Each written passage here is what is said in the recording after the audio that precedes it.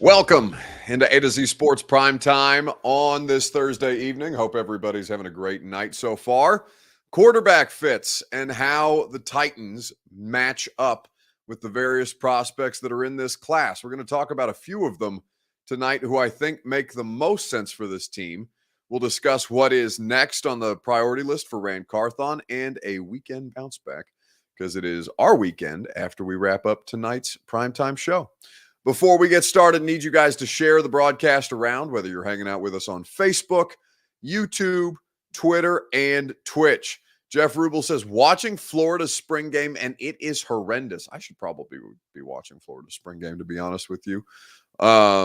Is that on SEC Network, Jeff? Let me know. I'm watching the Stars and the Blues right now. And honestly, a Florida spring game sounds more interesting to me. But meanwhile, if you are on Facebook Live like Jeff Rubel or any of our fine Facebook friends, you can share now to public. That's in the bottom left-hand corner of your screen. If you are on YouTube or on Twitch, like the video, subscribe to the channel, and we would appreciate you doing that. If you've already done so, tell a friend to do the same. If you are on Twitter, please retweet the show. That is simply in the bottom right-hand corner of your screen. Once you've done that, we can go ahead and get this show started, and more of you guys will pile in as we get ready to talk about quarterback fits for this particular Tennessee Titans team.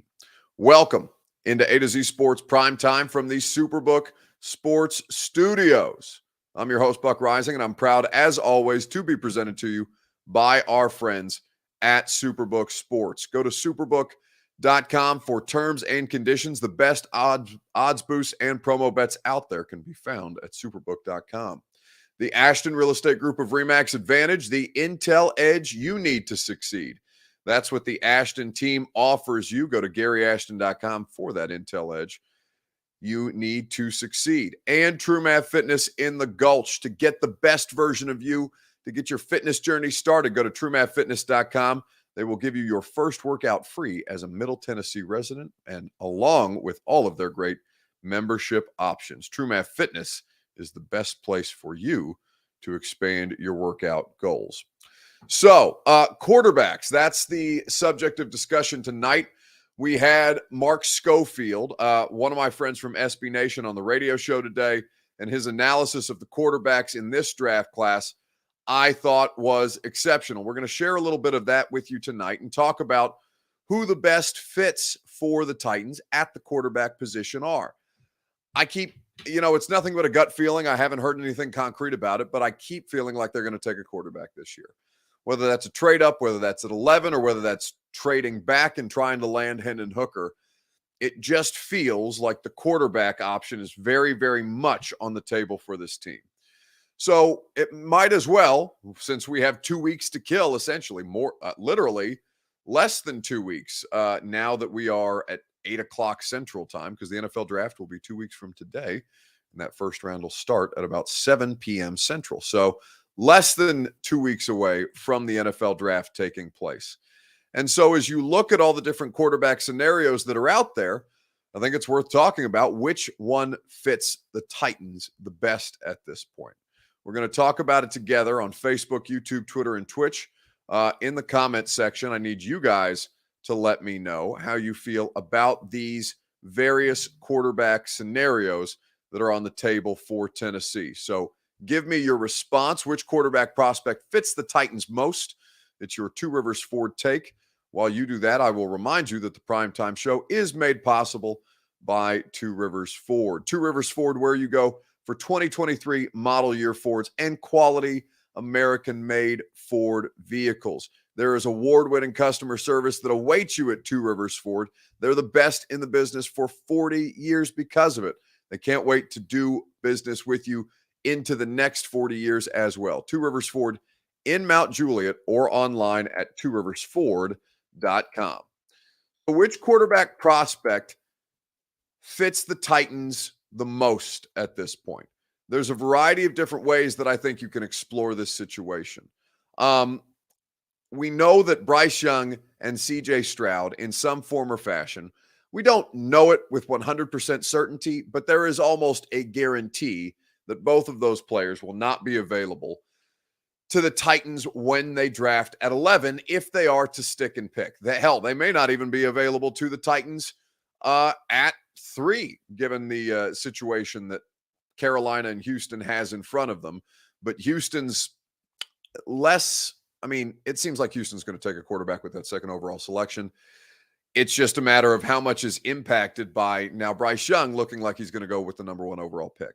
So it's likely some combination of, well, not a combination, but likely some option between Will Levis, Anthony Richardson, and Hendon Hooker. And it's just a matter of where you might take one of those players, whether that's a trade up for Richardson, whether that's likely Levis at 11 or Hendon Hooker if you wanted to trade back and kind of risk it with him being available later on in that draft process. But a lot of interesting teams with tenuous quarterback situations who could be looking for their QB of the future in Hooker. So when you look at all the different options that are available, which one makes the most sense? That was the question that I asked Mark Schofield, the quarterback analysis expert for SB Nation. Mark's a good friend of mine. I've been following his work for a long time. SBNation.com is where you read him. And I asked Mark that very question on the radio show today. Whether it's people mocking the Titans as a trade-up candidate with Arizona, given familiarity with Monty Ossenfort there, or sticking and picking at 11 with Levis as one of the more popular selections for them. Understanding that Hendon Hooker's on a different timeline because of the ACL, if I gave you those 3 options to select for the local professional football team here, Mark, which do you think makes the most sense based on the traits and the offense that they want to run in Tennessee? If everything's in a vacuum, I love the idea of Anthony Richardson in Tennessee. Because the athleticism, the potential, the sky's the limit, if he's brought along, handled, and developed the right way. Now, the question becomes, you're probably going to have to get to 3, and are you willing to give that up? I'd say then, yeah, still do it because, in that kind of offense, he could perhaps be, you never want to use the word guarantee, but I think you could feel pretty confident you could get Anthony Richardson to the upper end of his sort of outcome spectrum. Now if they decide not to come up, and Will Levis is sort of staring you in the face at 11, you don't have to move up to get him. I think that's something that makes a lot of sense because, again, similar, offensive system could work well for him. Now, the idea of Hendon Hooker at 11, that kind of causes me a little bit of heartache and heartburn. There are some knocks against Hooker. I think there are rebuttals to all of those arguments. The knee injury, well, medical science is what it is. He's probably going to be ready at the start of the season anyway. I'm not too worried about the knee injury. People point at age. Quarterbacks are playing earlier, so it's not like you drafted him to sit for 3 or 4 years and hold a clipboard. You're going to want to see him play sooner rather than later. And quarterbacks are also playing longer into their careers. And so I think you throw that out the window. I think the weakest part of his evaluation is perhaps how does he develop? How does he evolve? How does he make the leap from the offense he was running under Josh Heupel to what? So that is Mark Schofield of SB Nation saying that the Anthony Richardson situation makes the most sense, but he could make the case for all 3 of those players at this point. The Primetime Show is made possible by the Ashton Real Estate Group of RE/MAX Advantage. Get the intel edge you need to succeed with the Ashton team. Nobody has better information on the best properties than GaryAshton.com. Your dream address without the stress is what they offer you. Get your home in the best position. Put yourself in the best position in this red hot real estate market with Gary Ashton, the official real estate agent of the Nashville Predators, who last I saw were up against the Flames, I believe they were playing at Bridgestone Arena tonight. All right, so Richardson, I think the case that Mark made is the best version of the argument. Anthony Richardson being able to maximize his potential in an offensive system feels like Tennessee would be one of the teams, one of the offensive systems that makes the most sense, right? The skill set that he has, it's a lot harder to do the thing. He makes a lot of the hard shit look easy, right? But he makes a lot of the easy shit look hard. That's kind of the cost-benefit analysis that you are doing with Anthony Richardson in this particular spot. And more importantly, because the trade up is probably going to be your best option to get him in this scenario. Levis, I don't know if he's going to be there at 11. I think I would really be surprised to see him fall outside of the top 10, and I know that's only one pick, but still, I think the way that these quarterbacks are being discussed right now, any team that's interested in one legitimately is probably going to have to get into the top 10, whether that's the Titans going up to 3, whether that's a team trading up to 11 potentially, and the Titans moving back, which still gives them the option theoretically to draft Hendon Hooker. I think there's a lot of options on the table that make sense, but I do think that if you wanted to take the highest risk, highest reward outcome here, man, the Anthony Richardson scenario is a fun one to imagine. It's just whether they have the necessary skills, tools, and basically support system around him to bring a player like that in behind Ryan Tannehill this year.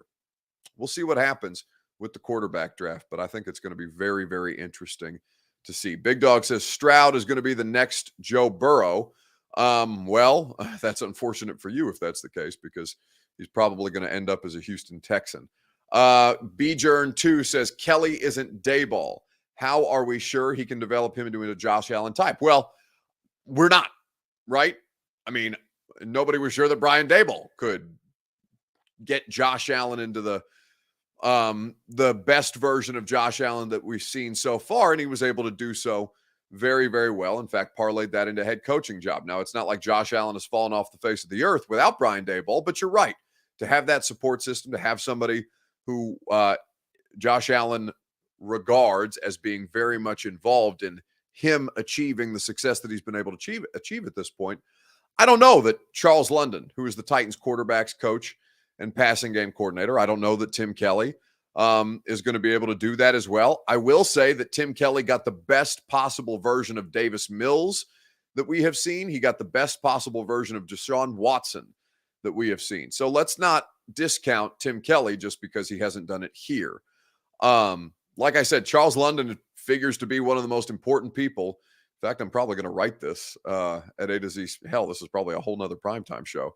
But Charles London figures to be one of the most pivotal figures in the Titans 2023 season. The new quarterbacks coach and passing game coordinator who is going to be tasked with either trying to salvage Malik Willis or developing a young quarterback who's coming into this situation. Jonathan Anderson says, I'm telling y'all, Stetson is the guy.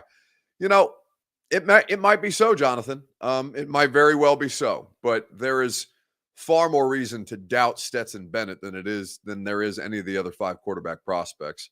So we'll see how Stetson Bennett manages the NFL and whether that ends up coming to fruition or not. Maybe a team will get a great value with Stetson Bennett, probably on day 3 of the NFL draft. So let's move on and let's talk about what's up next, what the priority should be for the Titans general manager. That's the question that we're asking you guys. What's the next priority on Rand Carthon's offseason checklist? We will get into that together right after I remind you that the Primetime Show is presented by the wonderful people at Superbook Sports. Baseball season is upon us, and there's no better place to get in on the action than the Superbook Sports app. So download it today and don't miss a minute this spring, whether that's the postseason hockey and basketball. You can make it all count at this time of year with Superbook Sports. It's the best wagering app around with a direct line to experienced bookmakers behind the counter in Las Vegas. Plus, you get a $250 bonus when you sign up, deposit, and wager in the same day. So don't let spring pass you by without winning money with Superbook Sports. Visit superbook.com for terms and conditions. Gambling problem, call the Tennessee Red Line, 1-800-889-9789.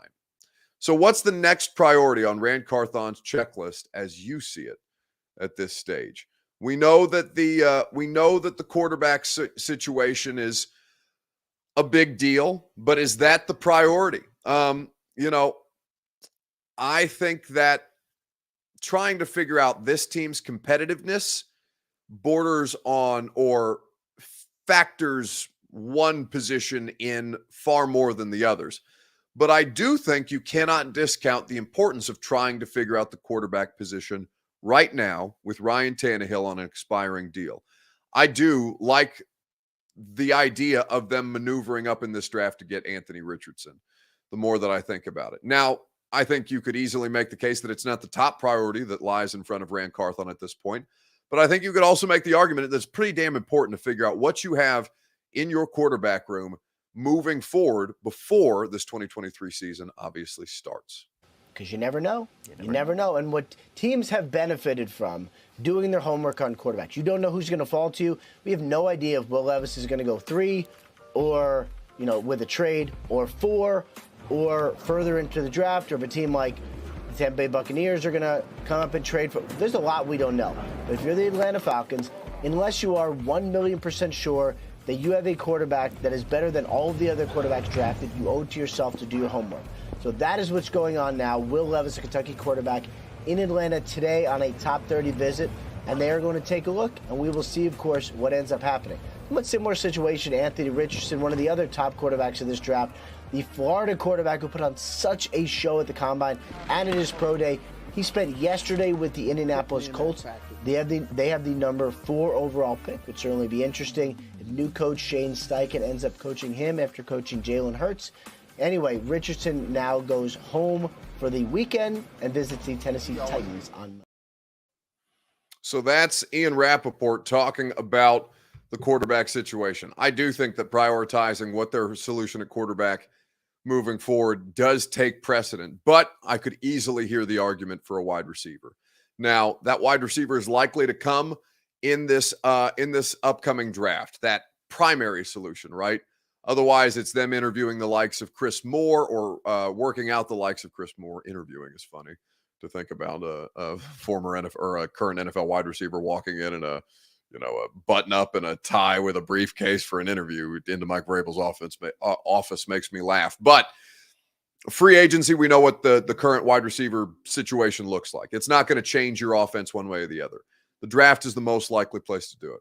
I could very easily hear the arguments for offensive line, as Jacob Ray says, still not sold on what we have. You shouldn't be. There's nothing about what you've added that is a definitive known commodity for this football team moving forward. I have no idea what to make of Andre Dillard as left tackle.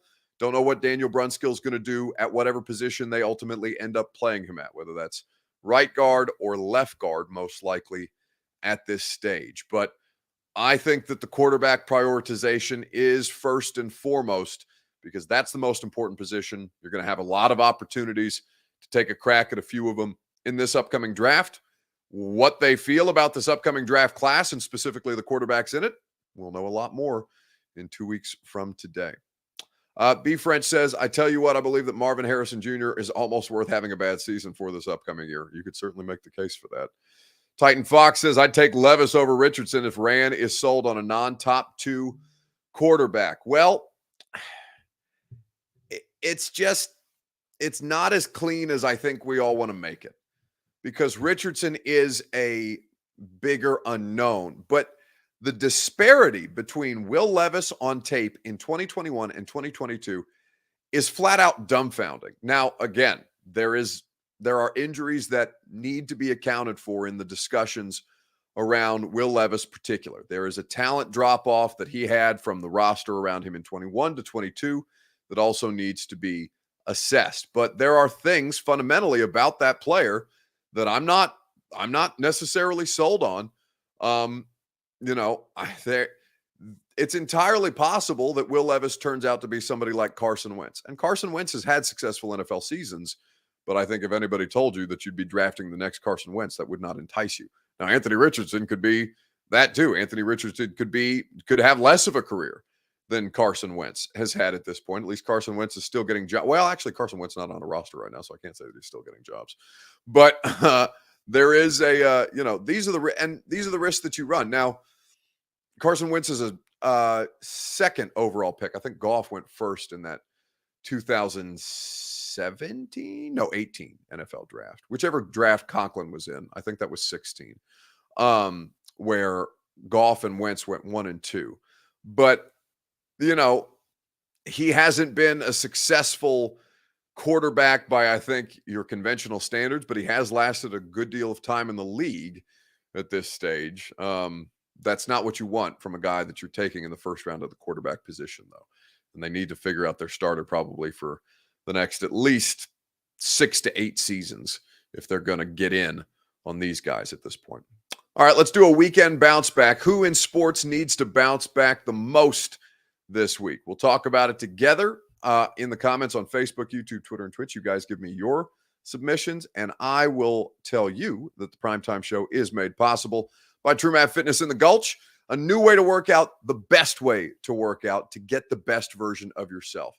So many of us deal with situations where you get a little off of your game, where it comes to keeping your fitness right, where it comes to sticking consistently with your workout plan. Every one of us has setbacks or even, struggling to get going for the first time if you're somebody who's not been working out on a regular basis. This is something I can totally identify with. I'm sure so many of you guys can too. At TrueMath Fitness, they make it easy for you to get back in the swing of things. Now, the classes are not what I would describe necessarily as easy. They're going to push you, but you're going to achieve your fitness goals in a way that's safe, secure, and fun. I really enjoy the coaching staff there. I really enjoy the workout plans that they put together. I know you will too, if you're somebody who, like me, was trying to get themselves better. I honestly, it's the best physically I've felt. And I'm, not to appeal to my vanities, but it's the best physically that I've looked in my entire life. TrueMathFitness.com has the options for you to sign up for any number of memberships, or if you want to try it for yourself, TrueMathFitness.com for your first workout free as a Middle Tennessee resident. Maybe I'll see you guys at a class coming up. All right. I see you, Bert, back there with the thumbs down. No, I'm going to drag your ass to a TrueMath class, and then we'll see how much shit you're talking. So AR is nothing, says Kevin Berkner, but a track NFL Combine stat favorite. He sucked at Florida. Well, I don't think he sucked at Florida, but he definitely didn't see the college production that I think he would have liked to. Meanwhile, who needs to bounce back in sports this week? It's the weekend bounce back that we do each and every week. That Bengals offensive lineman that said F Nashville on the Pat McAfee show. Oh, I didn't see that clip. I have not. I know that the Bengals do not like. I know, what was it? Ted Karras, who was in that game, flipping people the bird while he walked to the tunnel after beating the Titans here in Nashville this past regular season. Big Dog says the Titans need to bounce back at this point. Chris Frazier says Burks needs to bounce back. I think Traylon's fine as far as I know, so I'm not sure what he needs to bounce back from. B-Friend says, when can we see a Buck workout video again? Well, you can see it in person if you go to TrueMath. You don't need a camera for that. I don't know. I don't request those things of the people that I work out with, but maybe if there's some comedy to be found there, I can work something out. No, the Commanders. I don't think the Commanders need to bounce back. In fact, I think the Commanders have just bounced back because they're freed from the tyranny of Daniel Snyder, according to reports. This from Ian Rappaport earlier today. Yeah, some major news out of Washington for the Washington Commanders. At long last, a new owner appears to be on the way. Here is where it stands in an incredibly eventful day for Washington, for the entire area. And as the mayor of D.C. just tweeted right now, let's win. Let me explain what I'm talking about. Sources say that Josh Harris, the Devils and 76ers owner, has reached an agreement with Dan Snyder for Harris and his group, which also includes Magic Johnson, by the way, an agreement for him to buy the Commanders for $6.05 billion. That's $6.05 billion, a record for the NFL, the highest purchase price for a team. Now, first of all, some caveats. This is not exclusive, so theoretically, someone else could come in and bid higher, although they've been going through this for many, many months now. Presumably, all of the best bids are on the table. It is not signed, so it is not final, but assuming all goes well, Josh Harris is, in fact, expected to be the new owner of the Commanders. Now, timing-wise, first of all, this would have to be submitted by Dan Snyder to the NFL. He would have to be officially approved by the NFL and by its owners. That could potentially happen in a May owners meeting in Minnesota. That would also be a big day for the Washington Commanders. The NFL has not commented. The Commanders have not commented, and Josh Harris has also not commented. But sources have said very clearly This is expected to happen, barring some sort of snag. So the day that I think it's safe to say Commanders fans have been waiting for is here. They're trying to legitimately organize a parade for Daniel Snyder selling the team. He's been, I mean, James Dolan gets brought up, the Knicks owner, as one of the worst owners in sports. I'm trying to think of a bad, the Haslams in the NFL get brought up as bad ownership groups in sports. But man, Daniel Snyder is, I mean, allegedly a pretty shitty human being on top of being a terrible NFL owner. And while, you know, he's certainly not going to get any justice in this situation because he's getting a $6.05 billion payday, man, Snyder just cashed out, and so did the Washington Commanders fans. It's huge. Daniel Barham, however you pronounce it, says, good God, that's a long comment. Don't think getting Snyder's out will fix it. No, only if the NFL far left companies get out too, put things back the way that the Hail to the Redskins diehard fans want it. If not, it won't change the problem of no fans, no money. Since my earlier years being a Redskins fan, sad how woke and junk they are now, how they will go and tear up history and rewrite it, end up trying to use Gibbs and the Hogs days to try and rope us diehards back for money. And, you know, the comment is obviously too long to cut off. Now, like, I don't know about woke and all this other, I largely think the words getting tossed around like woke are just dumb shit. Like, I don't even, what does that mean? What does that mean? Because they can't use a racial slur as the name anymore. I mean, whatever. Like, if that's the reason that you want to go, now listen, that's got brand equity. It really is one of the most famous NFL franchises. And I get what he's saying without like the woke and far left or whatever. Like, I don't care about any of that shit. But I think that it doesn't matter what they call the damn team as long as they win football games. Like, none of this matters if you are just watching football. None of that matters. I think that they could call it, I mean, they called it literally the Washington football team. And it's not because the name was bad that people didn't show up. It's because the team is terrible and it's poorly run. Like, there's just nothing there that about the name. Now, listen, I'm of a younger generation. Obviously, like, Joe Gibbs and the Hogs does not resonate with me. I know plenty of people in my life. I used to live in Alexandria, Virginia. My mom worked in Washington, D.C. on Capitol Hill for many, many years. She's not a sports fan, but like that city is a football city. So you are absolutely correct that the mismanagement of it has driven a lot of the diehards off. Moving the thing out to Landover, Maryland has driven a lot. There's plenty of reasons why that franchise is failing beyond changing the name. Like, the name is just a thing that people want to fight over. And I really think I can't say that there's no value in it, because there's obviously inherent value in licensing and franchising and branding, all these different things. But not so much so that it's denigrated Dan Snyder bought that for $750 million. Today it is worth $6.05 billion. So changing the name hasn't denigrated the value of the franchise. If they win football games, people will come back. If they don't, nobody's going to care. That's the way that these things work. Not about woke or name changes or whatever. Like, if the Chiefs, right? Because the Chiefs are probably the next one on this list that are going to have to maneuver around the situation, particularly the usage of that nickname. The Chiefs are probably the next one on the chopping block. And if the Chiefs have to change their name, people are going to bitch, people are going to moan, and ultimately, if Patrick Mahomes wins another Super Bowl, they're not going to care what they call the team. It doesn't matter. All right, let's wrap it up on this Thursday night. Appreciate you guys spending your time with us as always, Sunday through Thursdays when we do the primetime show. Thank you guys for making it fun. Always enjoy hanging out Sunday through Thursday night, as I mentioned. Radio show tomorrow, we will have Blake Topmeyer. He covers the entire SEC as the SEC columnist for USA Today Sports. And we will also have Coach Mack. We'll talk about running backs in this upcoming NFL draft with Coach Mack tomorrow at 11:20. So I hope you guys hang out with us then. 10 a.m. is when we get started on 104.5 The Zone. If not, have a fantastic weekend, and I will see you Sunday night on A to Z Sports Prime Time. Are you surprised to hear that? Certainly not. The first year we took it to the limit. And I was in Miami with my new beach house. Well, it was a couple minutes from the beach. It's been 20 years since then. We haven't been too strong in the last few years. Oh, we've been strong. We're just playing by the rules. You can't have a newcomer come in and steal a show.